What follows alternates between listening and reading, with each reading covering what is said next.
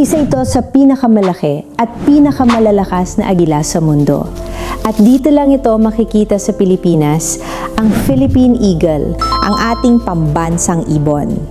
Maaari ito umabot ng halos 2 metrong wingspan at kilala sa lakas at talas ito bilang predator.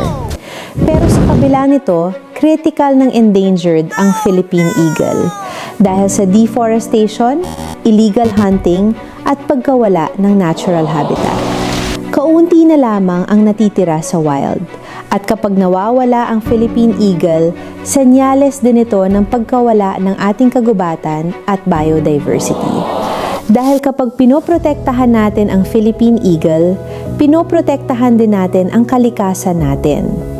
Ngayong Week of the Philippine Eagle, sama-sama nating pangalagaan ang ating biodiversity at yamang likas.